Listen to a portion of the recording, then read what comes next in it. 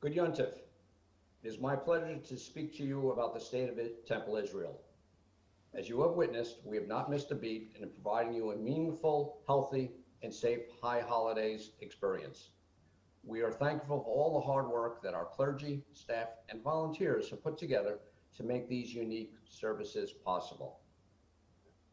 The last 6 months have been full of challenges that we have met head on. With the benefit of Zoom and other technologies, our committees, sisterhood, brotherhood, and board of trustees are still able to communicate and work together virtually. We all miss being able to collaborate in person, but we are doing our best to accommodate the needs to the best of our ability under these circumstances. Just as with our homes, the expenses involved in maintaining a synagogue do not go away during the pandemic. Salaries, utilities, and other operating costs do not cease. The income generated by dues alone are not enough to cover our expenses.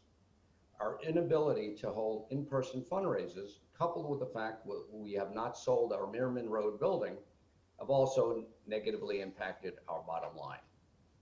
We certainly appreciate and thank you for your continuing support from our members during these unusual times. We are also grateful to our donors who have already invested in both Temple's endowment campaign and, frankly, many donor funds as well. We'll be reactivating our endowment campaign right after the high holidays. Look for information and let us talk with one another on the importance of Temple Israel's long-term success in serving our community. We're also launching a presidential appeal to help diminish the financial gap created by the pandemic. I am pleased to indicate that both the endowment and presidential appeals are off to solid starts from contributions and pledges made from many congregants. We hope you will consider the expenses that you have not incurred since March, such as tickets purchases for Mother's Day brunch and other events, and commit to helping Temple during this unprecedented time. We thank you in advance for your consideration of these important endeavors. During this high holiday season, we ask you to look at the September issue of Windows for the schedule and keep in mind updates that will be available as things evolve. Let us hope and pray that next year we will be back in our spiritual home. As we work together, we will continue to illuminate the lives of our congregation and our Akron community. I'd like to ask my wife Terry to join me for a moment. A happy and healthy 5781 to all of you from Terry and myself. Lashana Tova.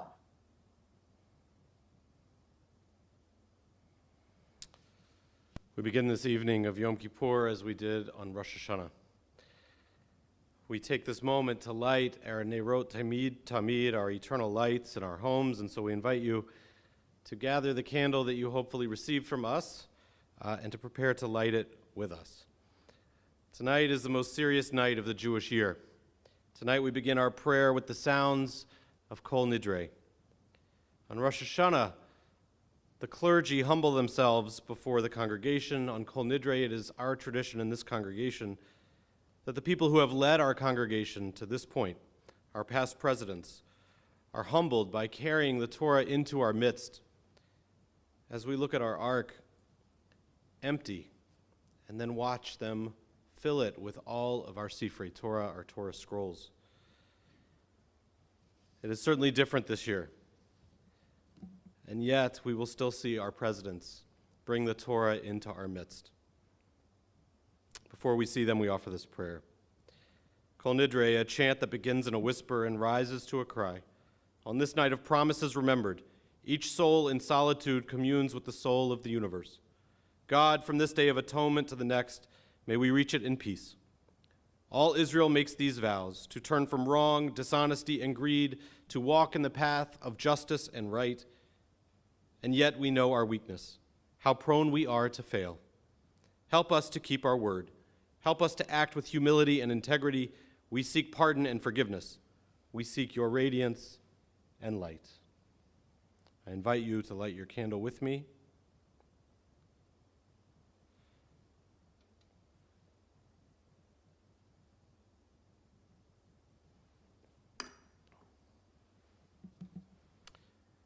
As we begin this service and begin our fast with the blessing of our presidents, bringing our Torah into our midst.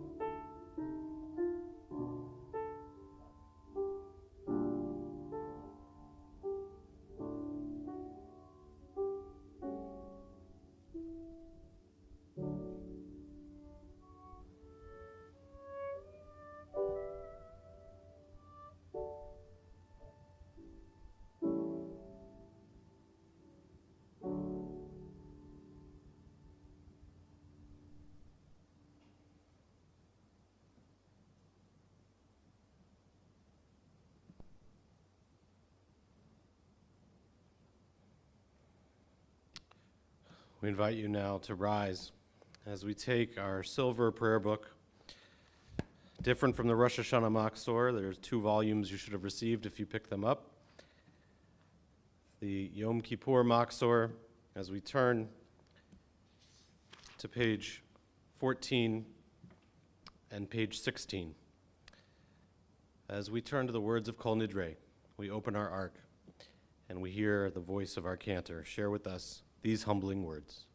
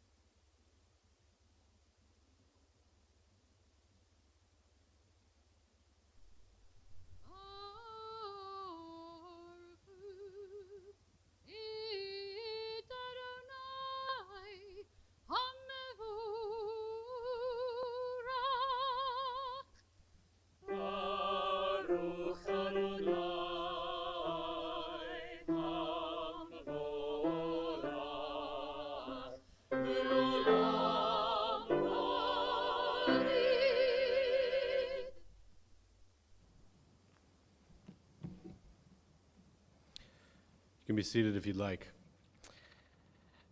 As we prepare for the Shema and the Amidah this evening, our central prayers in every Jewish service, I want to say a word about some of the people who will be leading us in prayer tonight. We are honored to invite representatives from our Board of Trustees to lead some of our prayers this evening. Too often the term Board of Trustees exists with anonymity. Sometimes it exists with frustration, but it should not. These leaders in the Jewish community make hard decisions, and in our congregation in particular, they work and often work harder than any volunteer should. Tonight, we're honored to invite as representatives of the entire Board of Trustees, Shauna Reyes-Leff, who led our effort to modernize our social media so that we could reach every congregant in every way possible, as she and her husband lead us in a prayer that asks us to reach even further, in this case, to reach for the heavens. Elenu Newman, who has spent countless hours co-chairing our endowment campaign to sustain our future, will share a prayer for a bright future of freedom. Andrew Merriman, along with his wife Jody, will lead us in a prayer for revival during times of fear. Most of us do not realize that Andrew was glued to the front door of the bank the moment the federal SBA loan was available, with his Temple Israel treasurer's hat on. Due to his countless efforts, he made it a full-time job to make sure that we received the federal grant that financially got us through the pandemic to this point. And finally, we will hear from Linda Barr, whose hard work has helped create a security plan, a building management plan for our 2 buildings, and a pandemic plan, something we never thought we would have to do, all to keep us safe, to keep our walls secure for our protection, to keep our bodies away from this disease these past 6 months. She will offer a prayer for the heartfelt work we do with great courage. As our leaders have so often been doing work behind the scenes that has allowed us to share blessings in this space and in this community, tonight we turn to them to lead us in prayer, reminding us why the countless hours they devote to this community are well worth their time and their effort. God, may we find our life so precious that we cannot but share it with another. That light may shine brighter than 1,000 suns with the presence among us of the God of light. We turn now to the words that connect our people all over our world, the Shema, page 28 and 29.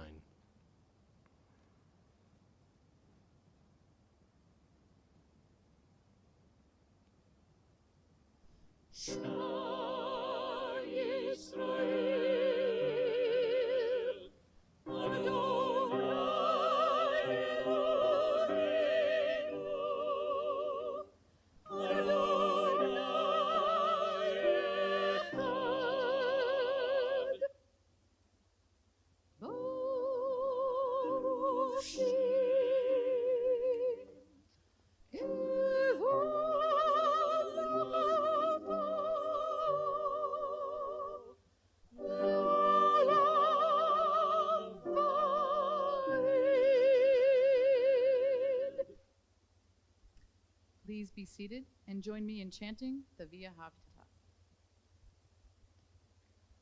Via Hafta et Adonai Elohecha b'chol levavcha u'b'chol nafshecha u'b'chol me'odecha v'hayu ha'devarim ha'ele asher anochi mitzavecha hayom elevavecha v'shinatam levanecha v'dibarta bam v'shivtecha b'beitecha v'leptecha v'derech u'v'shochbecha v'kumecha u'kshartam le'ot al yadecha v'hayu letotafot b'neinecha u'ktavtam al mezuzot beitecha u'v'isharecha Laman tizkaru va'asitem ekol mitzvotai v'tem kedoshim l'Elohechem Ani Adonai Elohechem Asher hotzeiti etchem eretz Mitzrayim liot lachem Elohim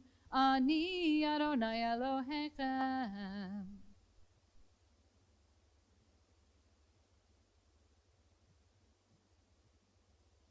Throughout the year, our actions condemn us. Throughout the year, our deeds are open to blame. But on this day, we rise above our human failings. Fasting, praying, wrapped in white talitot, we stand like angels, reaching for the divine. On this one day, we catch a glimpse of what we could be. We celebrate the better angels of our nature.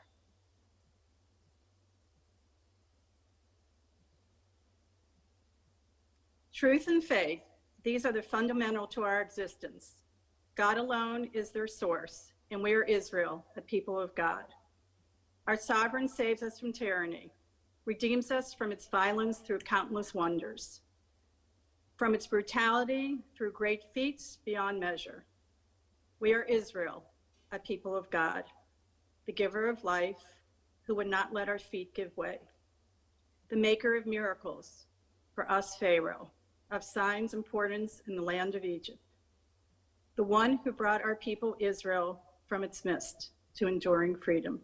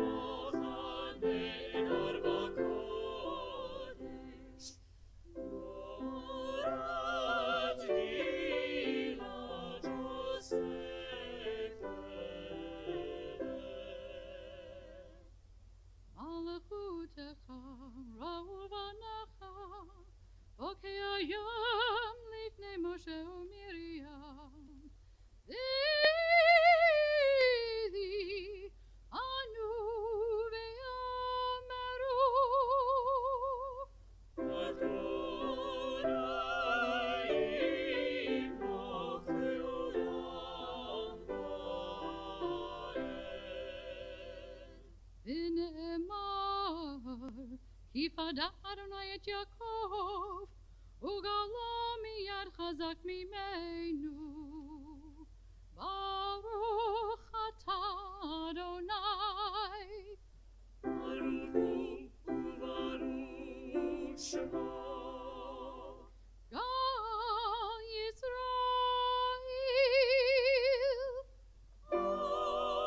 Amen.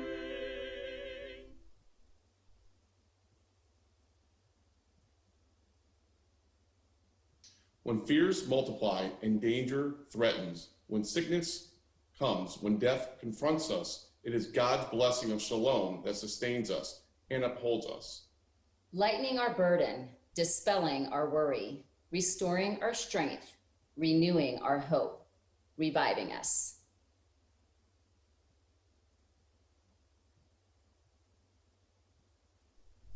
Please rise for the Amidah. Adonai sifatai tiftach ufi yagi tehilatecha. Adonai, open up my lips that my mouth may declare your praise. Baruch atah Adonai, Eloheinu v'Elohei avotenu v'imotenu, Elohei Avraham, Elohei Yitzhak, Elohei Yaakov, Elohei Sarah, Elohei Rivka, Elohei Rachel, Elohei Leah, Ha'el Hagadol, Hagibor v'Harora, El Elyon, Gomer Chasadim Tovim, Ve'konei Hakol, V'zocher Chasdei Avot V'imahot, U'mevi Geula Lifnei V'neihem, L'ma'an Shemo Be'ahava.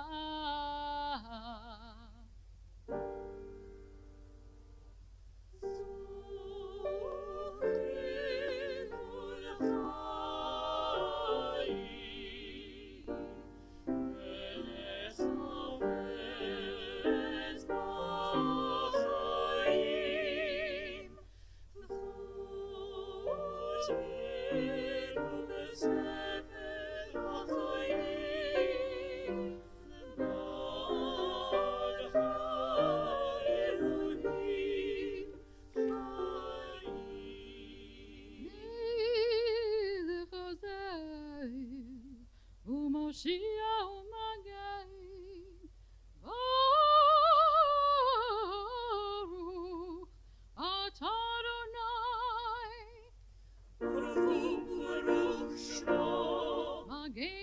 Avraham be'ezrat Sarah.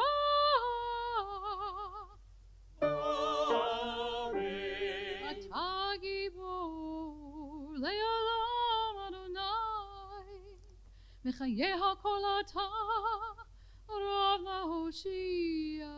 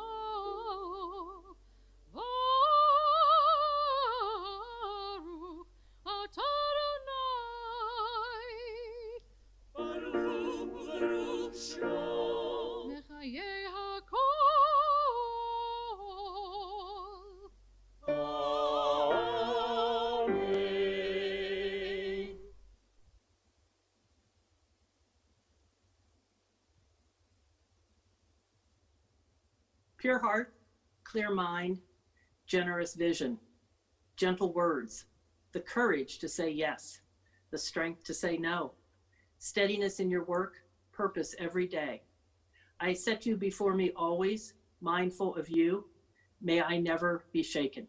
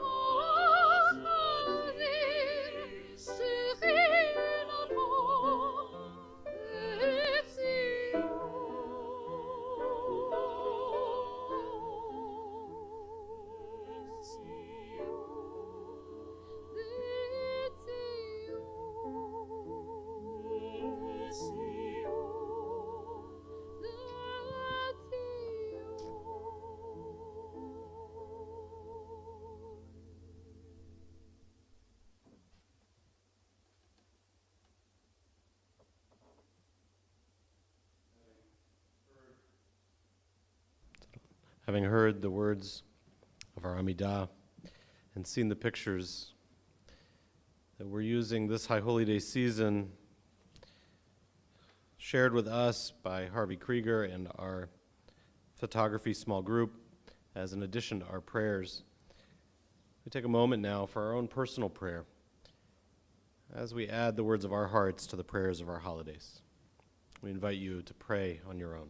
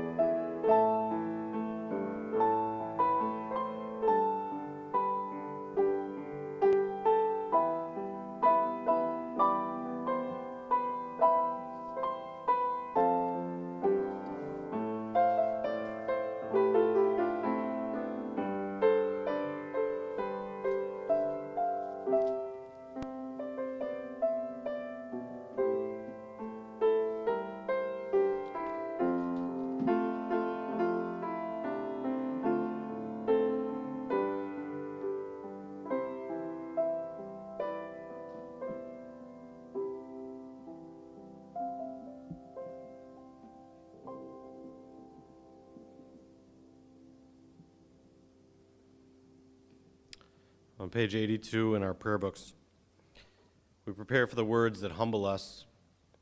As we recite the words of Ashamu, we are reminded of our very humanity.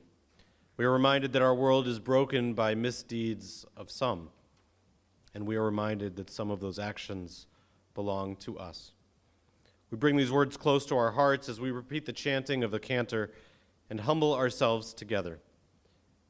Please rise as we turn to page 82. Our God and God of all generations, may our prayers reach your presence.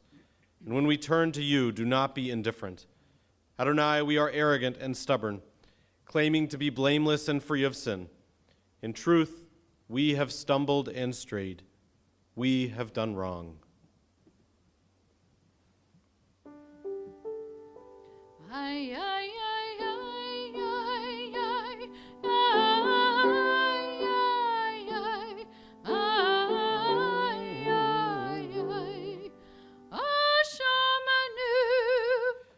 Ashamu, Bagadnu, Gazanu,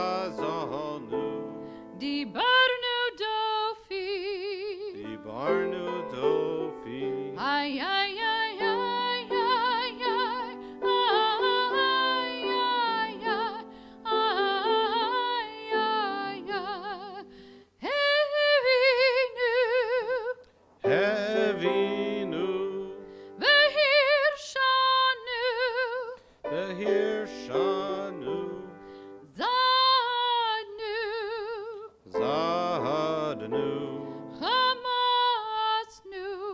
Hamahasnu, Tafalnu Shekir, Tafalnu Shakir, ay, ay, ay, ay, ay, ay, ay, ay, ay, ay, ay, Yatsnu Ra, Yatsnu Ra, Kizovnu, Kizahavnu, Latsnu, Lahatsnu, Sarahanu. Niatznu. Niahatznu. Sararnu. Sarahanu. Avinu. Avinu. Hashanu. Ashahanu. Sararnu.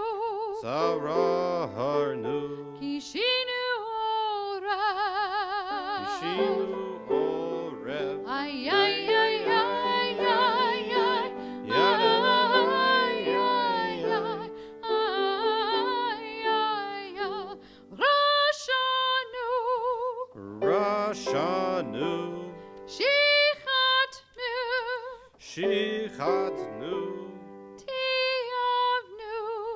Tiavnu. Tainu. Taihinu. Titanu. Titanu.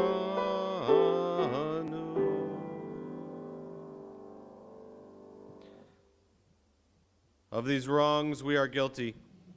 We betray, we steal, we scorn, we act perversely. We are cruel, we scheme, we are violent. We slander, we devise evil, we lie, we ridicule, we disobey. We abuse, we defy, we corrupt, we commit crimes. We are hostile, we are stubborn, we are immoral, we kill, we spoil, we go astray, we lead others astray. We turn now to page 93 in our prayer books.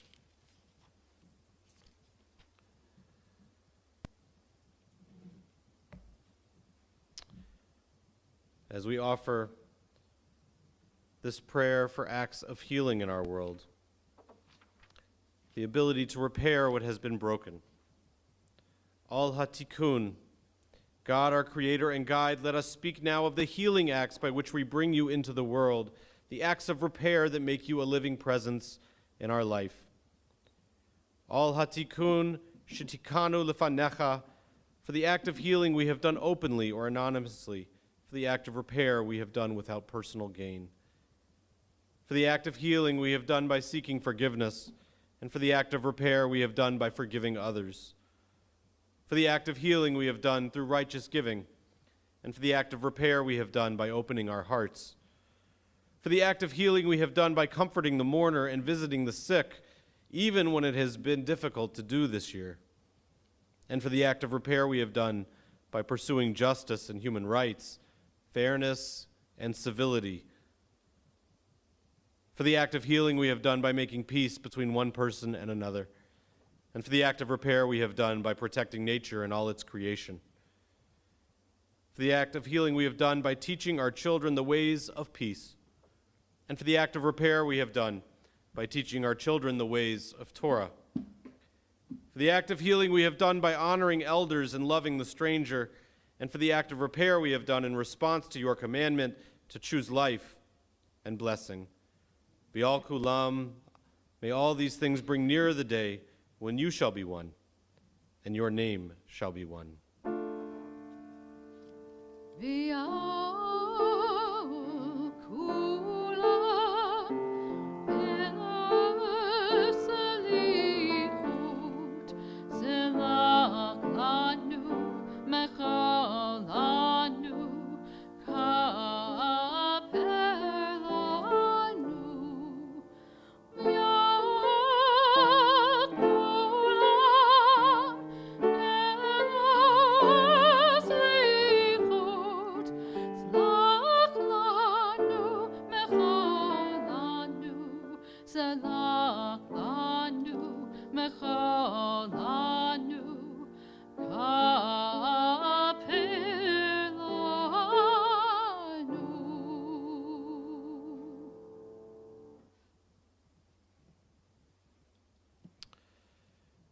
Elenu, page 98.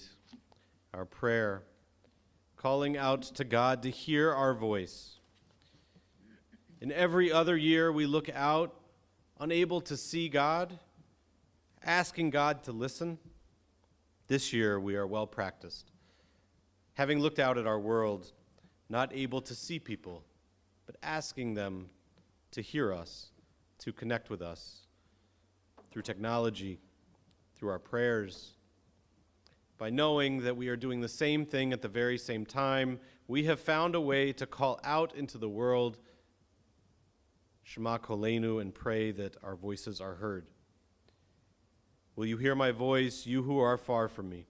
Will you hear my voice wherever you are, a voice calling aloud, a voice silently weeping, endlessly demanding a blessing? Page 98.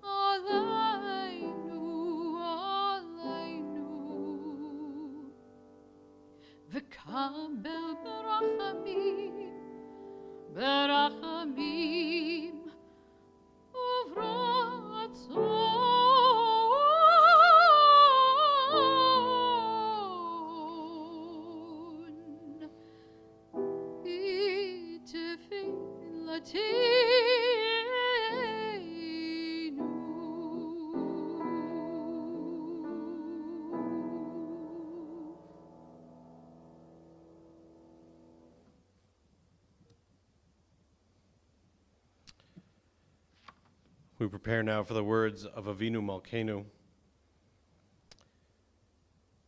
We turn to God as Avinu, our parent. And we turn to God as Malkeinu, our leader. Tonight we add a third name to that list, Avinu Malkeinu Morenu, our teacher. Having watched firsthand what teachers have experienced this year, having seen the way they have restructured their days, and restructured days in matters of moments, in weeks and months, an educational system that took centuries to build. We now know what it means to reinvent the wheel while you are driving down the road in the car. Whether our children are studying inside a school building or from the screen of their computer, whether you agree with whatever decisions have been made by superintendents or principals, No one can say this year that educators sat this one out.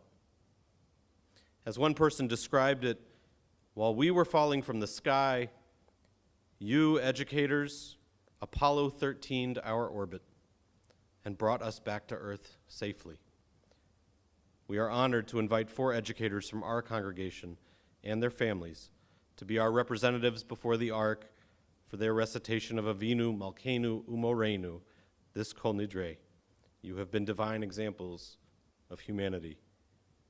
We are in awe of what you have done. Please rise as we open the Ark, page 112 through 116.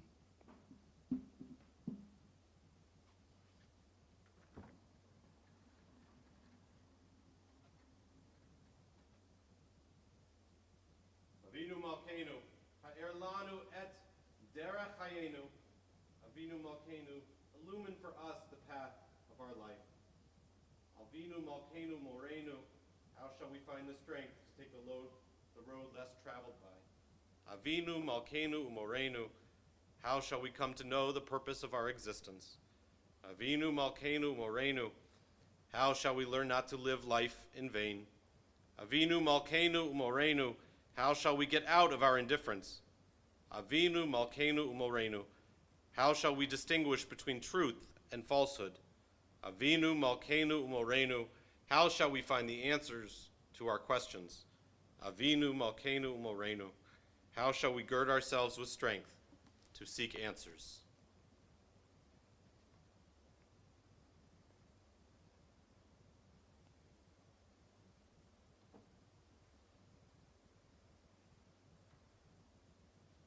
Avinu Malkeinu, Hamol Alenu Vial Olalenu Vitapienu. Avinu Malkeinu, have compassion on us and on our families. Avinu Malkeinu, Kalei Dever Vechera V'Ra'av Me'alenu. Avinu Malkeinu, halt the onslaught of sickness, violence, and hunger. Avinu Malkeinu, Kalei Kotsar Umastin Me'alenu. Avinu Malkeinu, halt the reign of those who cause pain and terror. Avinu Malkeinu katvenu b'sefer chayim tovim. Avinu Malkeinu, enter our names in the book of lives well lived. Avinu Malkeinu chadesh alenu shana tova. Avinu Malkeinu, renew for us a year of goodness. Avinu Malkeinu malei yadenu mabirotecha. Avinu Malkeinu, let our hands overflow with your blessings. Avinu Malkeinu na al teshivenu rekam milfanecha. Avinu Malkeinu, we pray, do not turn us away from you with nothing. Avinu Malkeinu kabel barachamim uvratsan el tefilatenu. Avinu Malkeinu, welcome our prayer with love, accept and embrace it. Avinu Malkeinu, asei imanu l'ma'an shemecha. Avinu Malkeinu, act towards us as befits your name. Avinu Malkeinu, asei l'ma'an cha'im lo l'ma'anenu. Avinu Malkeinu, act for your sake, if not for ours. Avinu Malkeinu, elanu melech Allah ata. Avinu Malkeinu, you alone are our sovereign.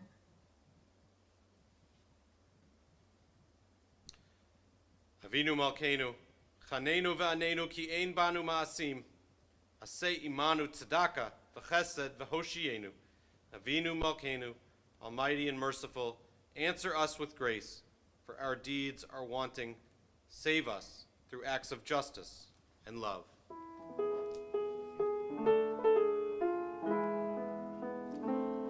Avinu Malkeinu, chanenu v'anenu.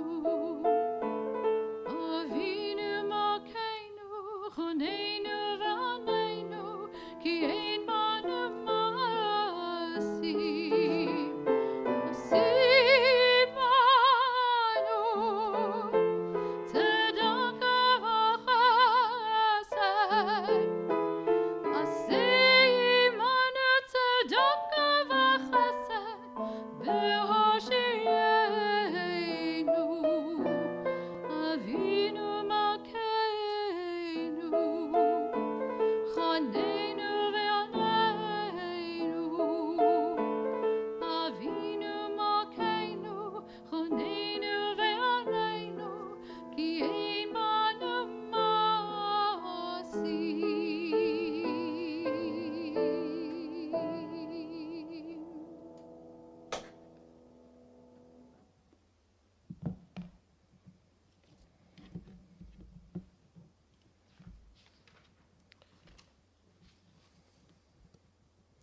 Shana Tova. If I told you that there was a school that tests their students every morning before they are allowed to walk in the door, would that help you decide to send your child there? If I told you there were grandparents who had to be tested before they could see their newborn grandchild, would you raise your hand and say I was talking about you? If I asked you to get tested before coming to the synagogue or going to work or getting on a plane, would you be ready and willing? We have become attuned to talking about tests and taking tests this year. Not math tests or aptitude tests, but COVID tests. We've come to realize that if we want to prove that we can be around other people, that we have to be poked and prodded, made uncomfortable for a moment. The results have to be examined, and we have to decide what to do when we find out whether we passed or failed. This evening of Yom Kippur is also a test. It is here to poke and prod us. It is here to find out if we can be around other people. But it does not ask us about our biology. It asks us, of course, about our morality. Tonight, I ask that we all get tested. Tonight, as we starve our bodies in order to let our souls come to the forefront of our minds, I propose that there is an additional COVID test that we as a Jewish community must take this year. It will not tell us if we have been infected with a virus, but it will tell us if we have caused unnecessary suffering. It will not tell us whether we have to quarantine for 14 days, but it will tell us if we have spent too much time thinking only of ourselves. It will not poke or prod our nasal cavity, but if taken well, it will puncture our ego. And so I invite you to get your number 2 pencil ready if you wish, although there are just 3 questions, and you are the only one who will know your answers. Question number 1. Am I more committed to politics than I am to people? If your first thought upon hearing this question is, I'm not, but the party who disagrees with me is, then you just failed this question. The political divide in our country is no joking matter. The issues before us are serious. Many of us feel as though we are voting for our very livelihood, the livelihood of our children, and the values that we hold closest to our hearts. I don't think that is an exaggerated feeling this year. And for that reason alone, we often confuse shameful behavior with activism. We live in a world where a few taps on our phone or a few clicks on our computer can make each of us feel as though we have our own pulpit. But sometimes we have to realize that it is the pulpit that brings out the bully in us. Shame is a very deceiving weapon. We use it when we are certain, when we know that we are right and someone else is wrong. We use it when we believe that the end justifies the means, that the damage we will cause will be justified by the justice that we will achieve. Most importantly, we use it because we fool ourselves into thinking that it works. But it does not. Shame does not convince anyone of anything other than who they should dislike. When we raise our voice in the crowd, when we laugh at the other side of the aisle, when we highlight their hypocrisy or the absurdity of their opinions from our pulpit, we are simply preaching to the choir. Those who disagree with us feel shamed and move further away. Those who already agreed with us cheer us on, and our egos grow larger. If we want someone to change, whether it's a behavior, a political opinion, or a deeply held belief, we don't need to preach from our pulpit. We must preach from the personal. Show people a commitment to them as human beings, then share why these opinions are so important to us. In Genesis, when God is incensed with the people of Sodom, Abraham famously convinces God to change God's mind. Will you wipe them out if there are 50 good people, he says. God, what if there are 45? What about 30 good people? What about 10? But Abraham's skill was not in his debate tactics. His skill was in his proximity, in his commitment. He knew he was accountable to God and God accountable to him. And so the first thing that Abraham does before he ever says a word, we read in the Torah, Vayigash Avraham, Abraham drew closer to God. I imagine Abraham looking God right in the eye across the breakfast table and having an intimate conversation about what he believes is right deep in his heart. Our influence is based on our level of accountability. This is why research has shown that a neighborhood's walkability increases civic engagement and strengthens people's ability to understand one another. The more you see your neighbors' faces, the more accountable you are to them, no matter what sign they have in their yard. The closer you are to them, the more likely they are to consider what you have to say. A few months ago, Andrew Riefeld, president of the Hebrew Union College, sent an email out in which he told us, if we cannot ask hard questions with sensitivity and compassion, if we cannot tolerate disagreement, even to the point of discomfort in our own communities, how will we ever hope to change the entire world? And he was right. We pass the COVID test when we choose to draw closer to the people in our lives and then address the politics. We fail when we let the politics lead us to a room where all we have is a pulpit and a choir. Question 2. Am I more likely to cancel commitments or reinforce them? Much has been said over recent months about cancel culture. Traditionally, it is understood as a stance taken against an individual or organization in an effort to eliminate racism, sexism, and abusive behavior. It is a no-tolerance policy against behaviors we find disgusting. Cancel culture is also a fundamentalist perspective. It states that there are certain lines that absolutely cannot be crossed. And when crossed, the only appropriate response is to sever our relationship. Cancel culture was effective when Rosa Parks and the civil rights movement boycotted buses in Montgomery. It was effective when businesses discriminated against people for their sexuality, their gender, or their religion. But a culture of cancellations does not work on an individual level.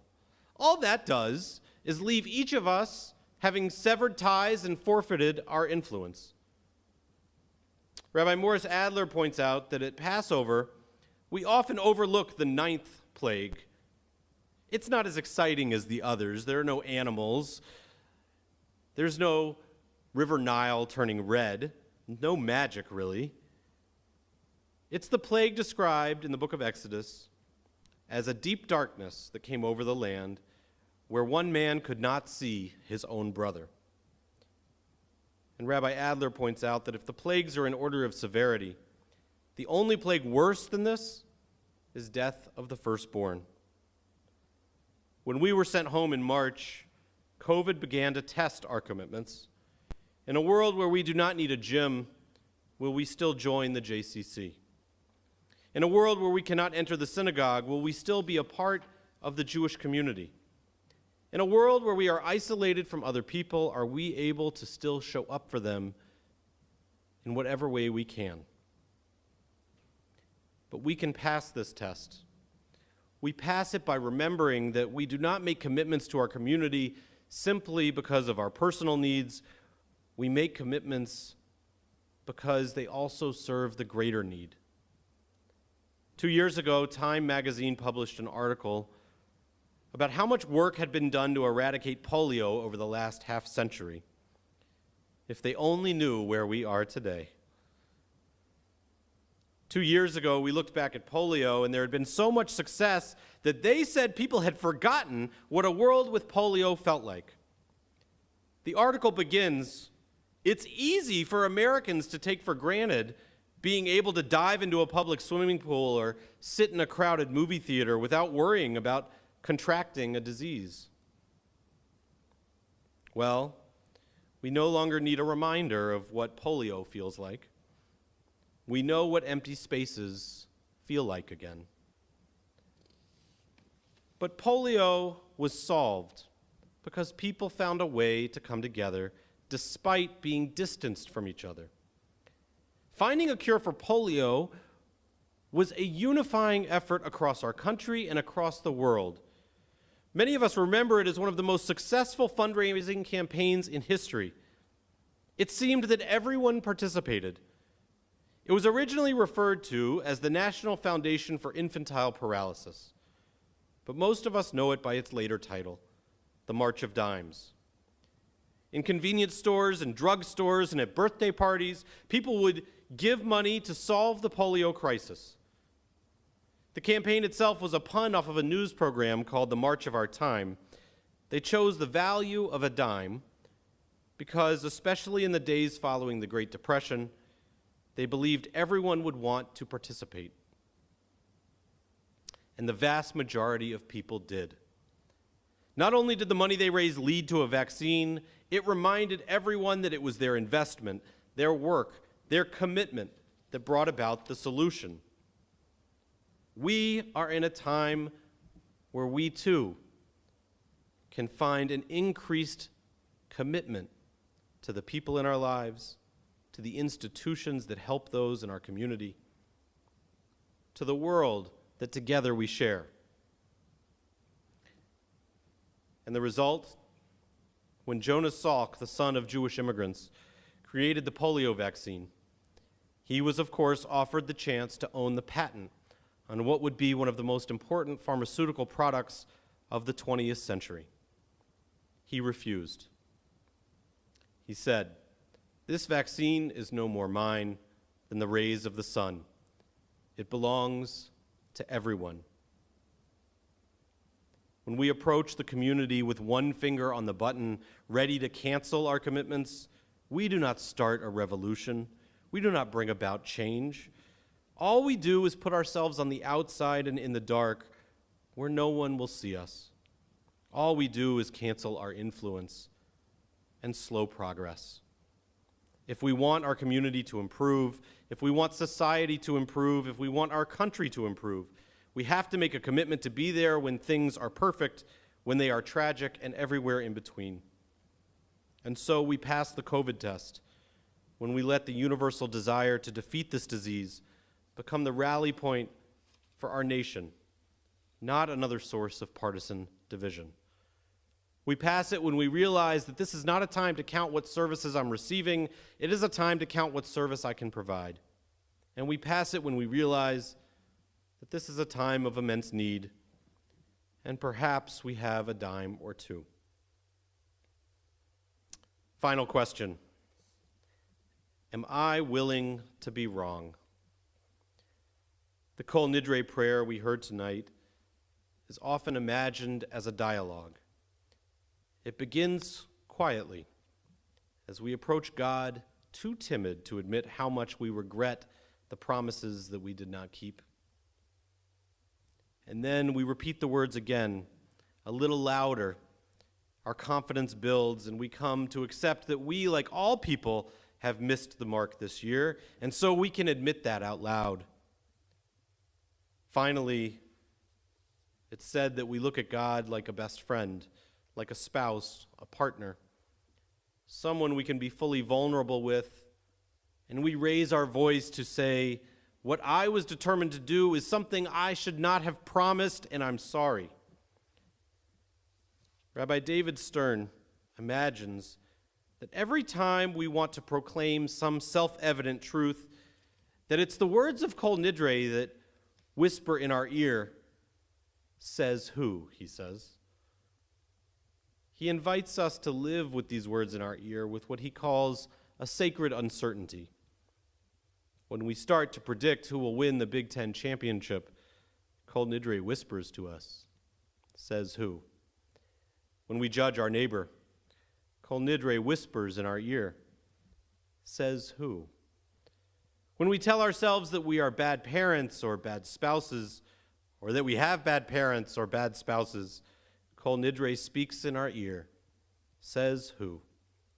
It asks us to live with a sacred uncertainty that what seems to be self-evident to us may not be true. Today is testing day. My prayer is not that we pass this test, but rather that we learn from it. May we exemplify a community where people are prioritized above politics, where our commitments serve others as much as they serve ourselves. And may the words of Kol Nidre on this evening and throughout the coming year always be near to our ear as we humble ourselves before this sacred community, our God, and the world we work to mend.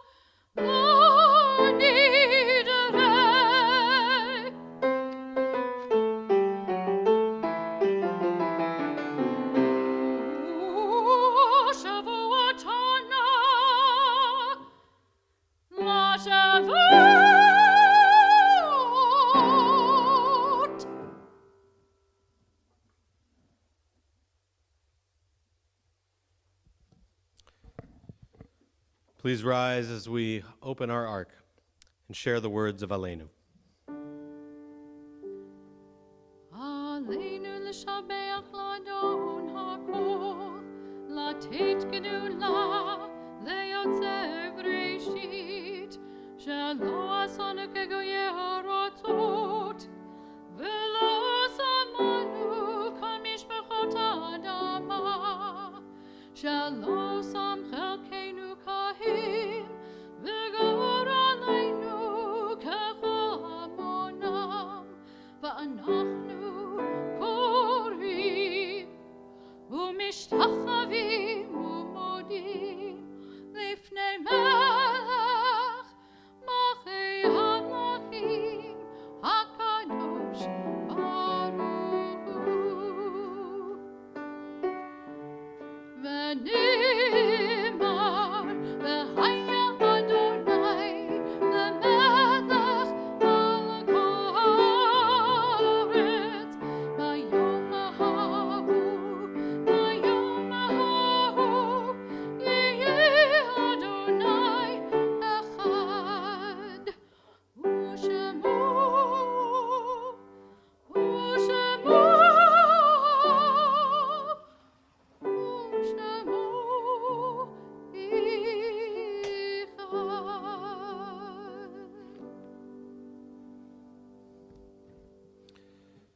Please be seated. Turn our thoughts now to those that we've lost. It's especially at this time, in these spaces, as we hear these melodies, that the faces of our loved ones come to the forefront of our minds. And so we prepare ourselves to remember them in these moments and to hear their voices, and hopefully to remember them with some blessing and joy, but also to remember the lessons that they gave us as we work on ourselves this year to better ourselves with them in mind and with those who are still with us, who follow us as our students. This holy night concludes with memory. Our last thoughts always are of those we have lost. We miss them especially tonight, yearning for their presence at our side. The service we have shared was once theirs. They spoke and sang the ancient words. They prayed, repented, yearned for better lives as we have done. Flawed in their deeds, imperfect in their faith, they still drew strength from their tradition as we seek fortitude in ours. What was good and beautiful in their lives once gave us joy and now inspires us to reach higher. The knowledge that they loved us deeply brings comfort to our hearts. So we light candles of remembrance and gratitude, and we speak this timeless truth. Zichronam livracha, their memory is a blessing, now and forever. We pray that their goodness will live on in our lives, planting seeds of kindness and hope for generations to come. Page 122, we invite those who would like to rise as we share the words of Mourner's Kaddish. Yit Gadal v'yit Kadash, Shemei Rabbah. Be'alma divarach yirutei v'yamlich malchutei b'chayechon uvyomechon uvchayei dechol beit Yisrael bagala uvizman kari v'meru. Amen. Yehei Shmei Rabbah mevarach le'olam olmei olmaya. Yit barach v'yishtabach v'yitpa'ar v'yitromam v'yitnaseh v'yitadar v'yitaleh v'yitalal Shemei dekudesha barichu. Leila uleila mikul berchata v'shirata tush bechata v'nechamata da'amiran be'alma v'imru. Amen. Yehei shlama rabba min shemaya v'chayim Elenu v'al kol Yisrael v'imru. Amen. Osei shalom b'mromav hu ya'aseh shalom Elenu v'al kol Yisrael v'al kol yoshvei tevel v'imru. Amen. May the source of peace bestow peace upon all who mourn. May we be a source of comfort to all who are bereaved, as we say. Amen. We turn now to Hashivenu, which is page 127, as we'll close with those words. A couple quick announcements. Tomorrow morning, we sing is at 9 o'clock. Our service, our main service for Yom Kippur is at 10:30. There is parents of religious school kids. There is a tentative hike at 1 o'clock, weather permitting. You can be in touch with Lauren Trexler if you would like to join. It was a little bit of a last-minute addition as we enjoyed apple picking. We thought it would be nice if we could get together. Hopefully the weather will hold out and we'll be able to do that. At 2 o'clock, Eric Ward is our social justice speaker. We are joining with Temple Israel of Dayton, as well as Fairmount Temple in Cleveland. It is a speaker for those three congregations. There was a sign-up sent out earlier this week if you wanted to join by Zoom, which will allow you to ask questions. It'll allow you to propose questions. We don't promise every question will get asked. And it will also, we have also shared the live stream from Fairmount Temple so that you can watch the social justice speaker as well. At 4 o'clock, we have our family service, our intergenerational service. There's a wonderful play that a number of families put together of Jonah, and so we invite you for that fun service to enjoy together. And then Yizkor follows that, followed by our Ne'ilah in the parking lot, which is also weather permitting, and we will let you know tomorrow morning. There's a little bit of a prediction of rain tomorrow. And if it looks like it's not going to clear up, we'll let you know tomorrow morning at services, at the end of services, if we'll be having Ne'ilah in the parking lot, or if we will do it through our live stream as we have been all of our services. We do hope we're able to gather And even if we're in the parking lot, we are still on our live stream, so you can join us both ways. Turn now to page 127. I want to thank our musicians, Eli, our choir, Noah Fromson, who put together our videos, the photography, small groups, who gave us pictures, Kylie and Christopher, who are here with us, helping us with technology. And there are lots more people to thank. You'll see that there's a slide at the very end of our service this evening with a number of people who volunteered, who have lent a hand, who've supported us in many ways in order that we could be able to connect with everyone during these holidays. Hashivenu, page 127, may we return to days of old and renew our days for the future.